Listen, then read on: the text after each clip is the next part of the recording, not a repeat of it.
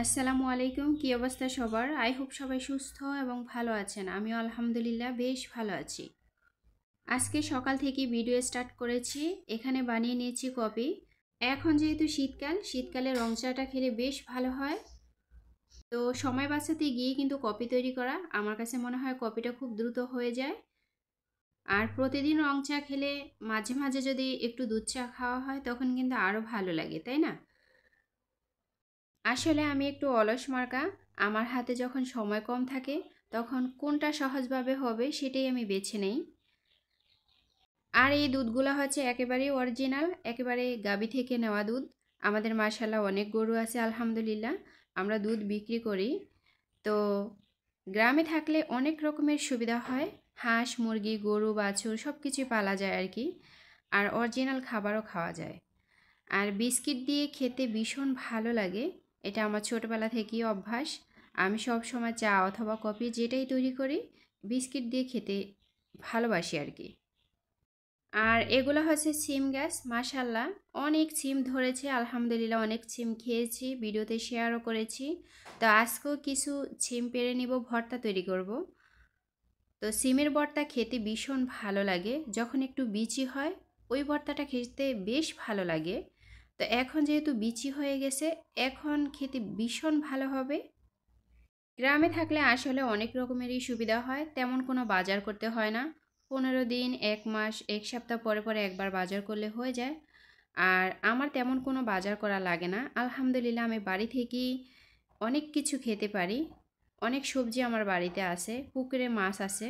তো একটু বুদ্ধি খাটিয়ে চললে অনায়াসেই কিন্তু সংসারটা সুন্দরভাবে চালানো যায়। আর নিজের কাছ থেকে যখন তরকারি পেড়ে রান্না করি তখন সত্যিই ভীষণ ভালো লাগে।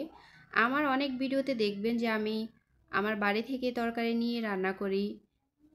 বাজার থেকে খুব কমই কেনাকাটা হয় আর কি।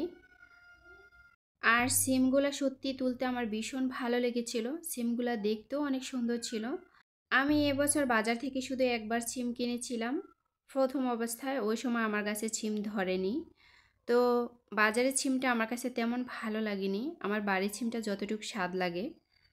আর একটা জিনিস আপনাদের সাথে শেয়ার করি, এটা শেয়ার না করলে আমার মনে হয় অপূর্ণতাই থেকে যাবে, যেহেতু আপনারা আমার পরিবারের অংশ। আপনারা আমার যারা নিয়মিত ভালোবেসে আমার ভিডিওগুলো দেখেন, তা আপনাদের সাথে শেয়ার না করে পারলাম না। সিম গাছের পাশেই দেখেন ঘুঘু পাকিয়ে বাসা করেছে। তো তো সেখানে ডিম পেড়ে বাচ্চা ফুটিয়েছে, আর বাচ্চাগুলো দেখতে ভীষণ ভালো লেগেছে। আর বাচ্চাগুলো টুকটুক করে বড় হয়ে গেছে, তো আমি সুতা দিয়ে বেঁধে রেখেছি আর একটু বড় হওয়ার জন্য। তো দেখতে ভীষণ ভালো লাগে। আমি যখন সিম পাড়তে আসি তখন আমি বাচ্চাগুলোর দিকেই তাকিয়ে থাকি আর ওদের সাথে মজা করি, বেশ ভালো লাগে।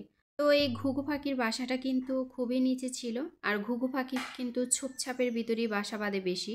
তো এর আগেও ঘুঘু পাখির বাচ্চা অনেক খেয়েছি আলহামদুলিল্লাহ, ওরকমভাবে শেয়ার করিনি। তো আজকের ভিডিওতে শেয়ার করা, কারণ বাসাটা খুবই নিচে ছিল, একেবারে মাটি থেকে হাত দিয়ে বাচ্চাগুলো ধরা যায়। তো কথা বলতে বলতে আমার এইদিকে ডাল রান্না হয়ে গেছে, সেই সাথে ভর্তা তৈরি করে নিতেছি। আর সিমের ভর্তা সত্যি ভীষণ ভালো হবে। একটু আঠালো টাইপের হয়েছে যেহেতু একটু বিচুওয়ালা সিম, তাই। তো খেতে কিন্তু ভীষণ ভালো হয়েছিল, খারাপ লাগেনি। আর সিমের ভর্তা তৈরি করার ক্ষেত্রে একটু বিচুওয়ালা সিমটা নিলেই ভালো হয়। তো এখানে নিয়েছি হাঁসের ডিম। অনেকে জানেন আমি হাঁস মুরগি পালন করি। তা আজকে হাঁসের ডিম ভুনা করব। সত্যি ভীষণ ভালো লাগে যখন হাঁসের ডিম ভুনা করি। আর শীতকালে হাঁসের ডিমটা সত্যি অনেক চাহিদা, যেমন স্বাদ লাগে তেমনি খেতেও ভীষণ মজা, আর তেমন চাহিদা। তো চাহিদার উপর ভিত্তি করেই তো সব কিছু হয়, তাই না? তো আমার নিজের হাতে পালন করা হাঁসের ডিম সত্যি ভীষণ মজা খেতে। আমার আগের ভিডিওগুলোতে আমি শেয়ার করেছিলাম আমি হাঁস মুরগি পালন করি, এখনকার ভিডিওতে ওরকমভাবে শেয়ার করি না। তো যারা দেখতে চান তারা আমার আগের ভিডিওগুলো দেখলে অবশ্যই বুঝতে পারবেন। তো যাই হোক, কথা বলতে বলতে আমার রান্নাটা বসিয়ে দিয়েছি। এই তো আমার রান্না হয়ে গেছে। তো কালারটা কিন্তু বেশ সুন্দর হয়েছিল, খেতেও ভীষণ সুস্বাদু হয়েছে। দেখতে যেরকম কিউট লেগেছে, খেতেও ভীষণ ভালো হয়েছিল। আমার গ্রামীণ ভিডিও যদি কারো ভালো লেগে থাকে তাহলে আমার চ্যানেলটি সাবস্ক্রাইব করে আমার পাশে থাকতে পারেন, আর একটা লাইক দিয়ে ভিডিওটা দেখা শুরু করবেন। এটা হচ্ছে কামরাঙা গাছ। কামরাঙা ফলটা কিন্তু শীতকালেই আসে, আর পাকলে কিন্তু মিষ্টি হয়, কিন্তু কাঁচা থাকতে ভীষণ টক। আর শীতকালে কিন্তু এটা তেমন খাওয়া যায় না, যেহেতু ঠান্ডার সময়, আর ফলটা এই ঠান্ডার সময়েই আসে। তা আলহামদুলিল্লাহ আমাদের বাড়িতে অনেক রকমের ফল গাছ আছে। আজকের ভিডিওতে কামরাঙা গাছটাও দেখিয়ে দিলাম, এর আগেও একটা ভিডিওতে শেয়ার করেছিলাম, আর আজকের ভিডিওতে শেয়ার করতেছি। তো সত্যি কামরাঙা খেতে কিন্তু ভীষণ ভালো লাগে যখন লবণ মরিচ দিয়ে মেখে খাওয়া হয়। আর কামরাঙা কিন্তু তরকারি হিসাবেও খাওয়া যায়, আপনি রান্না করে খেতে পারেন, ভাজি করে খেতে পারেন। তা আমার যখন যেটা ইচ্ছে হয় সেটাই করে খেয়ে নিই আলহামদুলিল্লাহ। তো আজকের মতো এখান থেকে বিদায় নিতেছি, সবাই ভালো থাকবেন, দেখা হবে পরের কোনো ভিডিওতে। আসসালামু আলাইকুম, আল্লাহ হাফেজ।